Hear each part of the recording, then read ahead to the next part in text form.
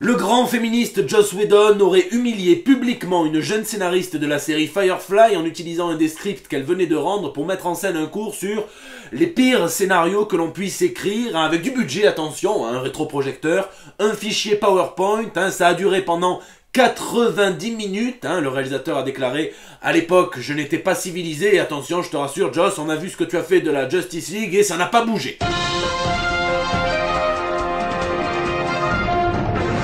Il faudra qu'on me dise à quel club féministe il est inscrit, parce que ça m'étonnerait pas de retrouver Pierre Ménès et Jack l'Éventreur autour de la table. Bon allez, ici votre fidèle commis des comics, vous êtes dans l'émission qui fait le tour de l'actu de l'industrie du comic book et de tous ses dérivés, c'est le 333e JT Comics, ou plutôt JT Covid, puisque si je suis ici c'est parce que je suis positif en isolement, je me sens fiévreux, je me sens très mal à l'aise, un petit peu comme quand je vois cette calzone à l'effigie de Batman réalisée par une chaîne de pizzeria américaine, un petit peu comme quand je vois Tante May, je me dis que ça va trop loin et en même temps j'ai quand même envie d'y croquer. Allez, sans plus attendre, il est temps pour nous d'avaler les news de la semaine. La blague qui tue. C'est la news insolite de la semaine et je la dédie aux 0 personnes qui me regardent depuis l'état du Misery. Hello déjà, et puis alors vous avez une police autoroutière qui a vraiment d'excellentes références puisque tous les citoyens de l'état ont reçu une alerte, une notification demandant à tous les habitants de Gotham City de faire attention à une voiture, une Dodge GT 3700 de 1978 peinte en vert et violet. Alors vous l'avez peut-être, c'est la voiture du Joker, la version Jack Nicholson dans le film Batman de Tim Burton de 1989. Et n'ayez crainte puisqu'il s'agit surtout d'un message de test qui n'aurait jamais dû être envoyé, donc moi je propose qu'on renomme l'état Mish of Surrey.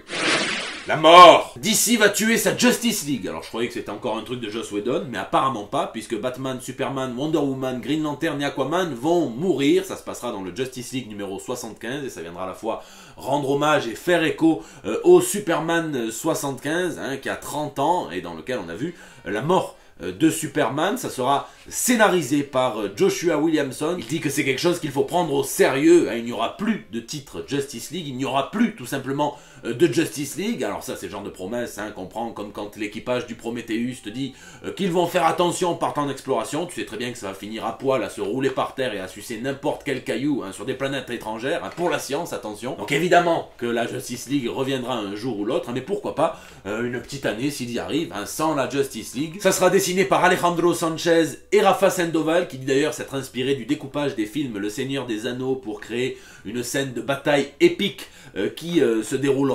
Alors attention, en termes de découpage, c'est Lurtz qui morfle le plus dans Le Seigneur des Anneaux. Ça va être épique, on nous parle de 9 héros qui devraient mourir, et vous le savez, la nature ayant horreur du vide, sauf dans le caleçon de mon beau-frère si j'en crois les ragots, eh bien il devrait y avoir évidemment soit un mercato, soit carrément une espèce de balle des opportunistes pour venir un petit peu récupérer la place. Il pourrait aussi sembler évident que ça soit les héros de la 5G réarrangés qui prennent le relais dans une forme de passation intergénérationnelle. Et alors, c'est pas la première fois qu'on tue la Justice League. La première fois c'était en 1968 dans le numéro 65, dans une histoire que seul l'âge d'argent des comics sait nous offrir. Et si vous voulez quelque chose d'un petit peu plus plausible, même si ça va pas jusqu'au bout, je vous laisse lire La Tour de Babel par Mark Waid, où Batman a une liste de comment tuer tous ses petits camarades.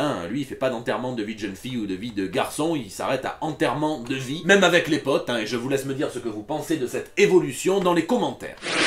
Captains. Marvel s'apprête à sortir 2 nouvelles séries sur Captain America, la première mettant en scène Steve Rogers, le Captain America historique, et la seconde mettant en scène Sam Wilson, et ça serait con de s'en priver puisque c'est lui qui représente désormais le personnage dans le Marvel Cinematic Universe. Alors maintenant, à chaque fois qu'ils sortent une nouvelle série sur le Captain, j'ai l'impression qu'ils s'emmerdent même plus, ils font du copier-coller, du communiqué de presse et ils changent juste la date, puisqu'on nous dit que ça va être une façon de venir explorer ce que c'est que d'être patriote dans l'Amérique de 2022. Et là, c'est peut-être un petit peu le paradoxe de l'éternelle insatisfaction qui sommeille en chacun de nous autres fans de comics ou fans d'autre chose, et moi y compris, puisque on a tendance à hurler parfois quand on apprend que le statu quo d'une série va changer radicalement, un petit peu comme le Punisher, qui devrait vraiment s'affranchir de son crâne pour adopter un autre symbole beaucoup moins marqué, Punisher. Et en même temps, Frank Castle qui prend en main la main, ça fait un petit peu Assassin Tycoon. Il va être le gestionnaire, il va être partout à la fois, il va peut-être finir plus rapidement sa guerre contre le crime. Et alors,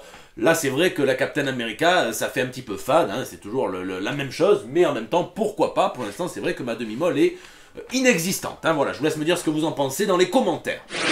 DC en bref. Dans le reste de l'actu comics, chez DC, une mini-série en 3 chapitres qui servira de prélude au film The Flash d'Andy Muschietti. Le réalisateur signera d'ailleurs une variante cover pour un des chapitres. Alors, on y verra The Flash faire appel à Batman, probablement le vieux Batman, une espèce de relation de mentor, pour vaincre quelqu'un qui s'appelle The Girder. Il y aura un dessinateur par chapitre, vivement le chapitre 3 qui sera dessiné par Jason Howard. Et puis alors dans la ligne temporelle du Future State, on nous promet que Nightwing va encore changer. Alors Dick Grayson a fait beaucoup de changements dans sa vie de héros, et alors peut-être que avec la mort de la Justice League, il va redevenir Batman et Damian Wayne Robin, comme à la bonne vieille époque de Morrison, le meilleur duo pour moi. Je pense que c'est pas du tout dans les plans, mais ça fait pas de mal d'y songer. On peut appeler ça un boulot de rêve, mais James Tynion de Force revient chez DC, revient dans l'univers de Sandman à l'occasion d'une série centrée sur le Corinthien. Le Corinthien, c'est un cauchemar qui va être chargé de se lancer à la poursuite d'un autre cauchemar encore plus dangereux, et dans son espèce de périple, il va rencontrer deux nouveaux personnages, messieurs Agonie et Extase, tout un programme. Marvel en bref. Chez Marvel, on nous prépare plein de petites dingueries, notamment un nouveau volume de cette anthologie qui a probablement été inspiré peut-être par une femelle zèbre qui avait ses règles, la fameuse Black, White and Blood, et cette fois ça sera consacré à Moon Knight, s'il vous plaît, et alors le personnage s'y prête complètement, il me tarde vraiment de voir ça, notamment parce que Chris Bachalo et Jonathan Hickman vont écrire une histoire à l'intérieur, et surtout parce que Mark Guggenheim et Jorge Fornes vont également être de la partie. Et Jorge Fornes, tout ce qui touche, lui, c'est plutôt en doré. Et puis comme souvent, c'est une semaine qui est pleine de retours, à commencer par celui de Hobart Brown, le Spider-Punk, qui va avoir droit à sa mini-série en 5 chapitres par Cody Ziglar et Justin Mason. Ça se passe dans une réalité parallèle, dans laquelle Norman Osborn est à la tête du régime fasciste et il contrôle les États-Unis. Il vient de mourir et le Spider-Punk est complètement hors la loi, et donc l'arc va s'appeler Banned in DC, donc banni à DC, Washington, pas la distinguée concurrence évidemment. Et alors en plus, les couvertures seront signées par le co-créateur du personnage, notre Frenchie, Olivier Coipel. Le retour aussi des Defenders, une équipe qu'on accuse très souvent injustement d'ailleurs d'être un petit peu les Avengers si Caris n'avait pas mis la lumière sur Sevran, alors que pour le coup une équipe dans laquelle il y a le Docteur Strange, Hulk, Namor et le Surfeur d'Argent, moi ça me dérange pas de les avoir dans ma team. Pour l'instant ils sont écrits par Al Ewing et on sait qu'ils reviendront après ça quelque part en 2022. Et enfin le retour aussi de Ann Nocenti, la scénariste qui a arpenté en long, en large et en travers les toits d'Hell's Kitchen. Elle revient justement sur l'univers de Daredevil pour le Elektra numéro 100. Alors cherchez pas à compter, c'est la fameuse numérotation Legacy. Marvel prend tous les titres dédiés à Elektra, voire un petit peu plus, il s'arrange, et donc là, paf, ça fait un numéro 100. On nous promet une confrontation avec Marie Typhoïde, que Nocenti connaît bien puisqu'elle a co-créé le personnage, et puis également de nous montrer ce que Marvel nous réserve dans le futur pour Elektra. Et la scénariste déclare d'ailleurs qu'elle a aimé le run de Chip Zdarsky et de Marco Checchetto, qui justement reviendront en 2022 pour une nouvelle saison de Daredevil. Et là je dis oui, oui, oui, oui, oui, oui.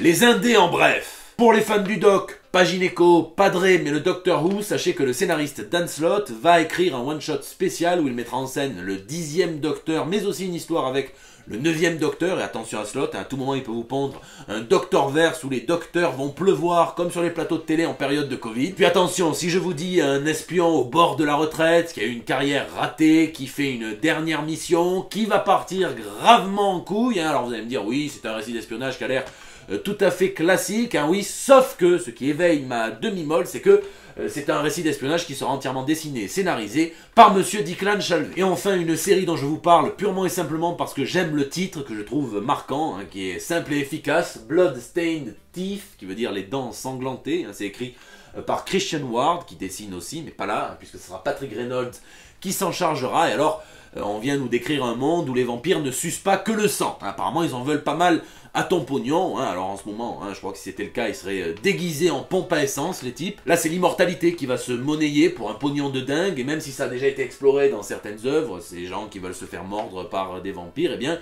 pourquoi pas jeter un coup d'œil à cette satire sociale matinée de canine en or. Lisez, lisez, lisez. Alors entre le taf et le Covid qui, mine de rien, puise pas mal de ressources, eh bien j'ai pas eu le temps de lire grand chose, mais je voulais quand même rendre hommage à Jean-Claude Mézières, un grand artiste qui nous a quitté cette semaine, le co-créateur dessinateur de Valérian, et je voulais le citer. Il disait il y a à peine un an, adapter une BD au cinéma c'est presque inutile, sauf si tu revisites le sujet. Il a bien raison. Adieu l'artiste, hein. Je voulais vraiment vous remercier aussi pour l'accueil que vous avez réservé à la toute première commission, où on recevait Bruno Bessadi qui nous présentait son Ogre Lion, que je vous recommande encore vivement, hein. C'est chez Draco, colorisé par Ju, hein. Et donc il y en aura d'autres, j'ai bien lu vos retours, j'ai déjà songé à plein de pistes d'amélioration pour devenir la meilleure version de moi-même. J'ai déjà envie de faire la prochaine, hein, j'en ai pas parlé, mais j'aimerais vraiment avoir Sylvain Repos, puisque le tome 2 de Yojimbot sort là à la fin du mois, tout bientôt, et que il faut le lire et lire, et que j'aimerais qu'ils viennent nous en parler, ou enfin qu'on s'arrange. C'est la fin de ce JT Comics, et je vous remercie d'être toujours aussi nombreux à le suivre, d'être aussi nombreux à mettre des pouces bleus, à partager sur Facebook, à tweeter, à retweeter, à m'incorporer dans vos stories Instagram. N'hésitez pas à réagir sur YouTube dans les commentaires, où je lis chacun d'entre vous, et j'essaie de répondre au plus grand nombre, même si en ce moment c'est assez galère, et puis sur les réseaux sociaux aussi, où c'est là que vous me laissez vos petits messages pour El Bando del Pueblo, qui est votre espace de liberté depuis 333 JT, un nombre à moitié diabolique, mais apparemment c'est aussi les anges, je sais pas exactement. En attendant, merci à vous, je vous fais des bisous virtuels évidemment, je vous donne rendez-vous la semaine prochaine pour des nouvelles toutes fraîches. Taika Waititi souhaiterait explorer encore un petit peu plus la sexualité de la Valkyrie, nous dit Tessa Thompson. Ah tu m'étonnes, en même temps quand on les a vus se rouler des pelles à 3 avec Rita Ora, on a bien compris qu'il voulait partir en spéléo le type.